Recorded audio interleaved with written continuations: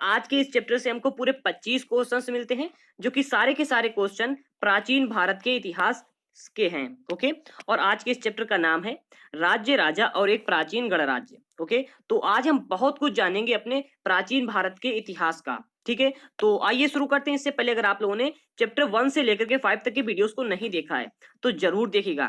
इन सारे चैप्टर्स में हमने आप लोगों को कई सारे क्वेश्चंस को बताए हैं, जो कि सारे के सारे प्राचीन भारत का इतिहास के हैं। ओके, चलिए शुरू करते हैं। सबसे पहला क्वेश्चन दिया जा रहा है, निम्नलिखित में से कौन से उत्तर वैदिक ग्रंथ हैं? पहला ऋग्वेद, दूसरा यजुर्वेद, तीसरा अथर्ववेद, चौथा ब्राह्मण ग्रंथ या फिर पांचवा उपनिषद। इन पांचों में से कौन से ग्रंथ वैदिक ग्रंथ हैं? तो नीचे दिए गए कोड का प्रयोग करके आप सही उत्तर का चयन करिएगा। दिया जा रहा है ऑप्शन ए केवल 1 और 2 यानी ऋग्वेद और यजुर्वेद, ये दोनों ही उत्तर वैदिक ग्रंथ है, या फिर ऑप्शन बी केवल 1, 2 और 3 अर्थात यजुर्वेद, अथर्ववेद और ब्राह्मण ग्रंथ, ये 3 हैं जो कि वैदिक ग्रंथ हैं, या फिर ऑप्शन सी अर्थात केवल 4 और 5। ठीक है, ये दोनों, या फिर ऑप्शन डी में दिया जा रहा है कि केवल 3, 4 और 5 अर्थात अथर्ववेद 2, 3, 4, 5। ठीक है, दो भी है, तो ऑप्शन डी में 2, 3, 4, 5 है, अर्थात यजुर्वेद, अथर्ववेद, ब्राह्मण ग्रंथ और उपनिषद।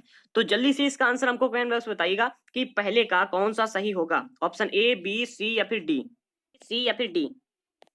चलिए अब आपको हम इसका आंसर बताते हैं। इसका ऑप्शन डी बिल्कुल करेक्ट है, अर्थात ये चारों ही वैदिक ग्रंथ हैं। अब इसकी व्याख्या को भी मैंने यहाँ पर रख लिया है, तो व्याख्या की मदद से हम इस पूरे सवाल को समझेंगे कि पूरे कहानी क्या है आखिर इसकी।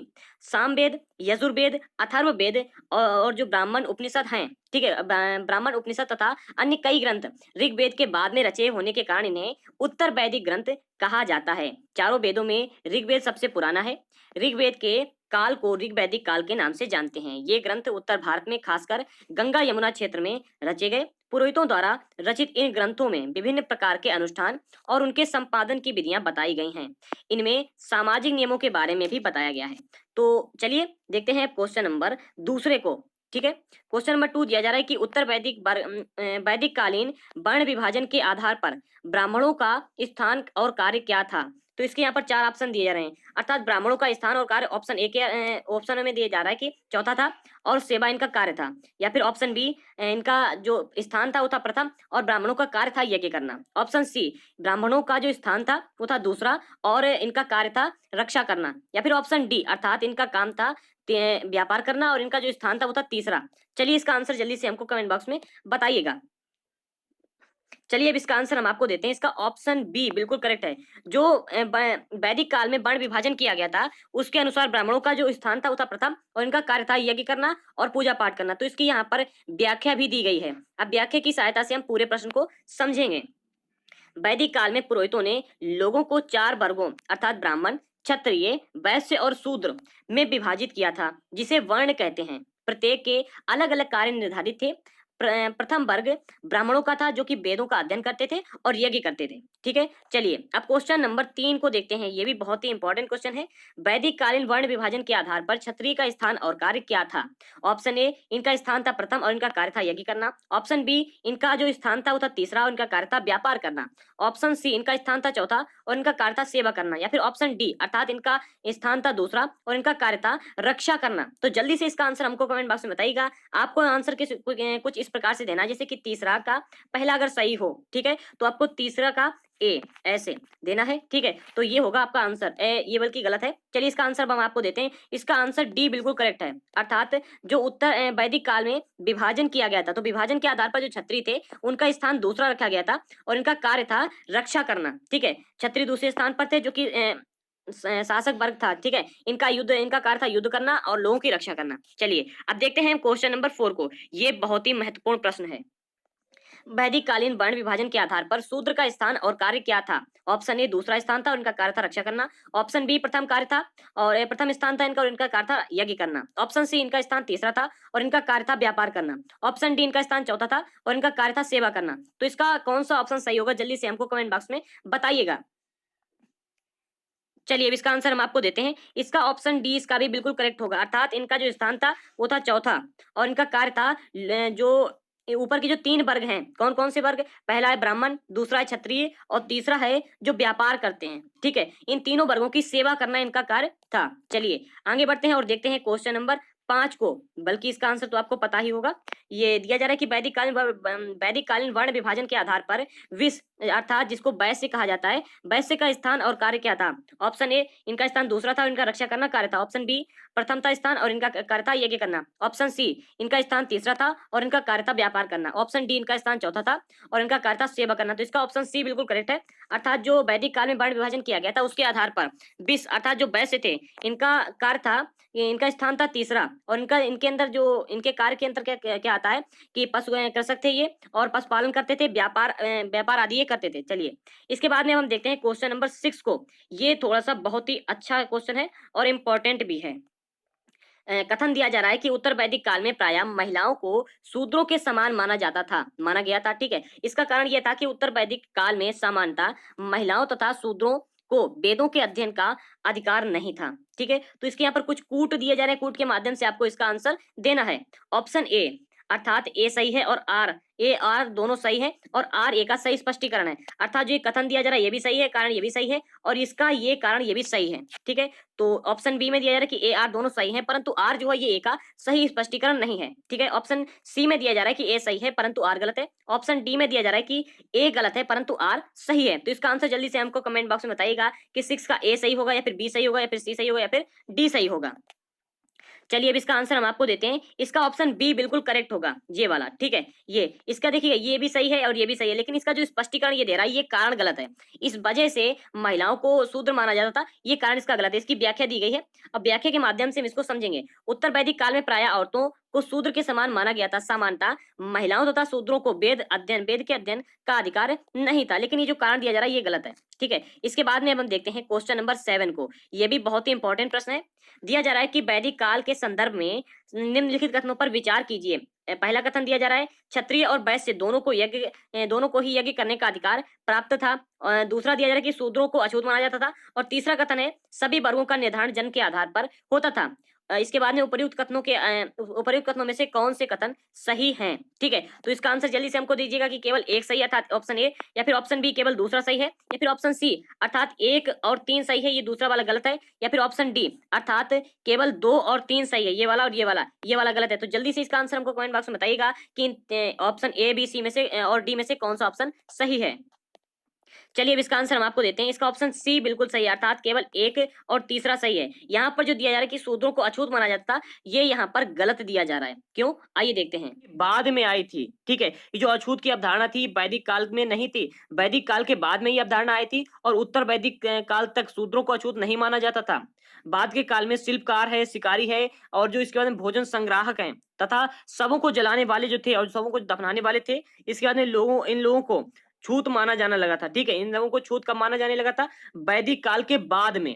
ठीक है, अब वैदिक काल के अंत तक उत्तर वैदिक काल में सभी वर्गों का निर्धारण जन्म के आधार पर ही होने लगा था। जैसे कि उदाहरण के तौर पर ब्राह्मण अगर उस किसी बच्चे के माता पिता अगर ब्राह्मण है तो उसका जो जन्म होगा वो जन्म के बाद वो भी ब्राह्मण ही कहा जाएगा। अर्थात उदाहरण के तौर पर ब्राह्मण माता पिता की संतान ब्राह्मण ही होती थी। ठीक है, तो चलिए आगे बढ़ते हैं और देखते हैं अगले क्वेश्चन को। अगला क्वेश्चन है क्वेश्चन नंबर 8। बहुत ही अच्छा क्वेश्चन है।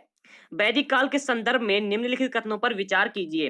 पहला कथन है ब्राह्मणों द्वारा बनाई गई वर्ण व्यवस्था सभी के द्वारा पूर्णतः स्वीकार नहीं की गई। दूसरा कथन है उपमहाद्वीप के पूर्वोत्तर क्षेत्रों में पुरोहितों का प्रभाव बहुत सीमित था।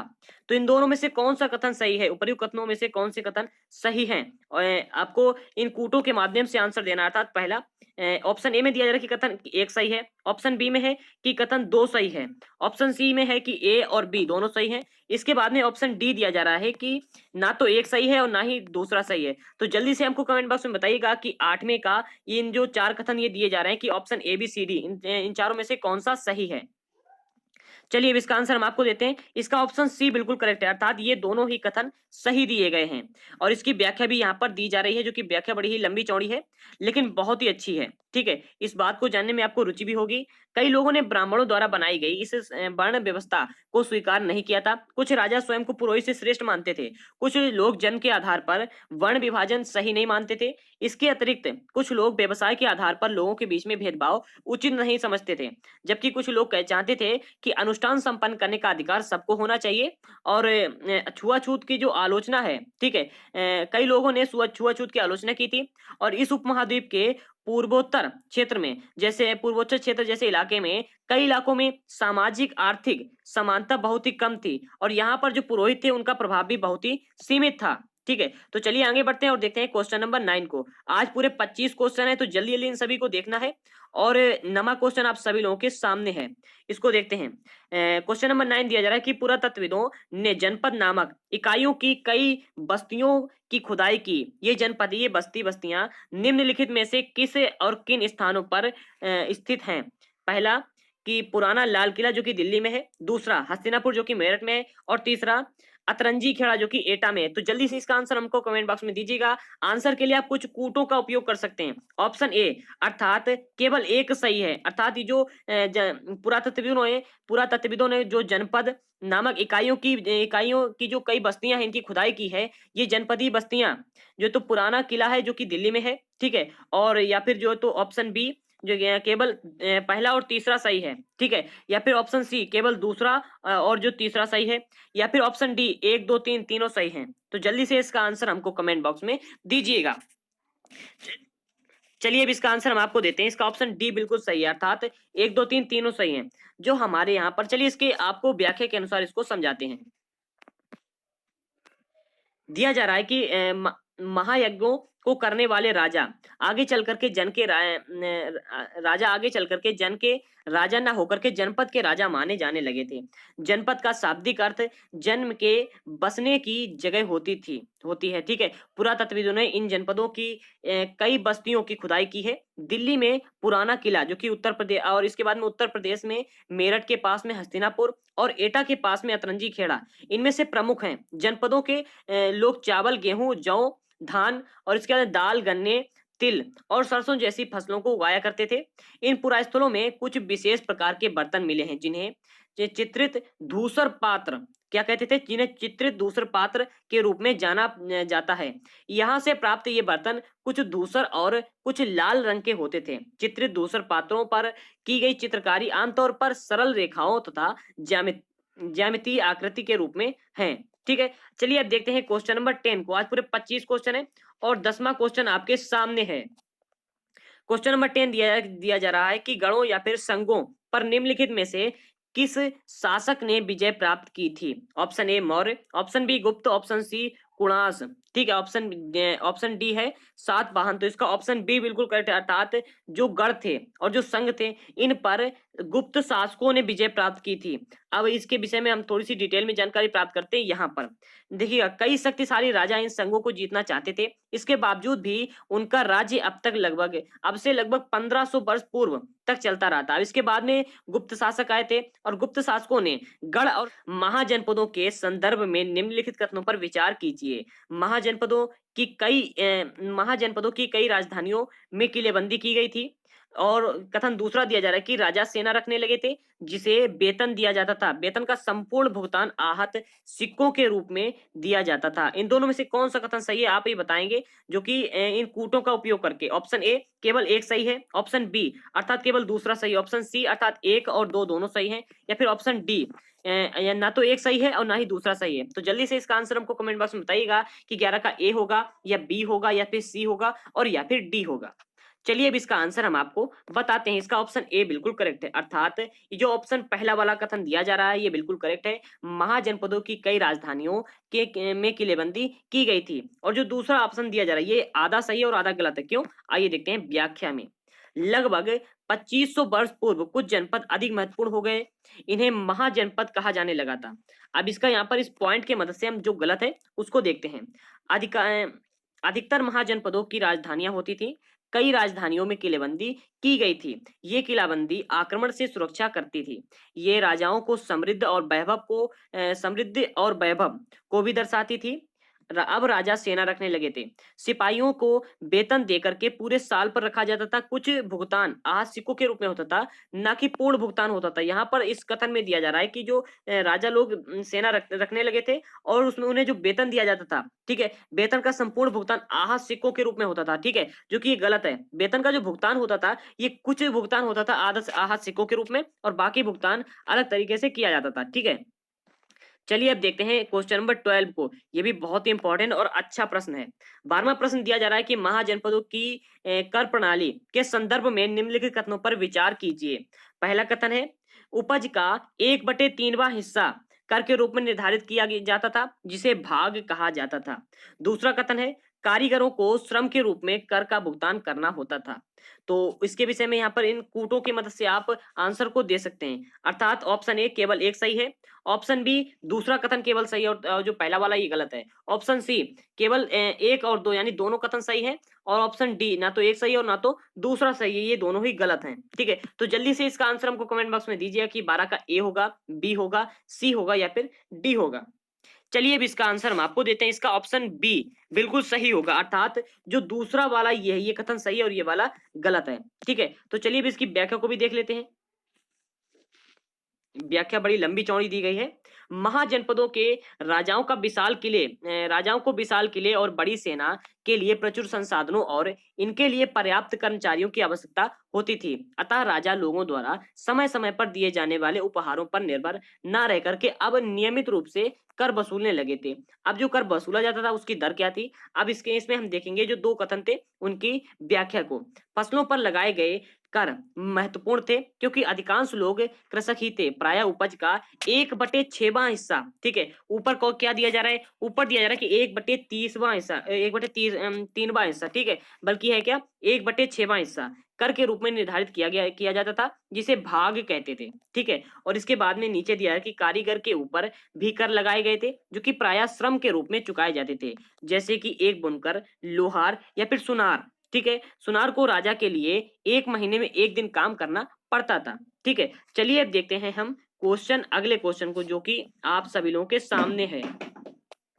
अगला क्वेश्चन है क्वेश्चन नंबर 13, जो कि आधे क्वेश्चन हो चुके हैं। महाजनपदीय कर व्यवस्था के संदर्भ में निम्नलिखित कथनों पर विचार कीजिए। पहला कथन है, पशुपालकों को जानवरों या उनके उत्पादन के रूप में कर देना पड़ता था। दूसरा है, व्यापारियों को सामान खरीदने बेचने पर भी कर देना पड़ता था। तीसरा है, आखेट और संग्राहक कर से मुक्त थे, पूर्णतया मुक्त थे। ठीक है, तो इसका कौन सा ऑप्शन सही होगा, उपर्युक्त कथनों में से कौन से सही हैं? ऑप्शन ए केवल 1 और 2 सही है और जो तीसरा वाला ये गलत है, या फिर ऑप्शन बी 2 और 3 सही है और जो पहला वाला ये वाला गलत है, या फिर ऑप्शन डी, ठीक है, नहीं ऑप्शन सी में दिया है कि 1 और 3 सही है, ठीक है, जो कि दूसरा वाला गलत है। ऑप्शन डी में दिया जा रहा है कि 1 2 3 तीनों सही है। तो जल्दी से इसका आंसर हमको कमेंट बॉक्स में दीजिएगा कि option A B C D में से कौन सा सही होगा। चलिए अब इसका आंसर हम आपको देते हैं। इसका ऑप्शन ए बिल्कुल करेक्ट होगा, अर्थात ये जो पहला और जो दूसरा कथन है ये सही है, और जो ये आखेट एवं जो खाद्य संग्राहक थे ये पूर्णतया जो तो मुक्त नहीं थे कर से। इसके विषय में यहाँ पर चर्चा की जा रही है, आपको मिलेगा व्याख्या में। कथन 1 और 2 दोनों सही है, परंतु जो कथन 3 है ये गलत है, क्योंकि आखेटकों व संग्राहकों को जंगल से प्राप्त वस्तुएं राजा को कर के रूप में देनी होती थी। कुछ वस्तुएं कर के रूप में देनी होती थी, सभी नहीं। ठीक है, चलिए आगे बढ़ते हैं और देखते हैं क्वेश्चन नंबर 14 को। 14 का आंसर और व्याख्या आप सभी लोगों के सामने है। इंपॉर्टेंट प्रश्न है, प्राचीन महत्वपूर्ण नगर कौशाम्बी निम्नलिखित में से किस स्थान पर स्थित है?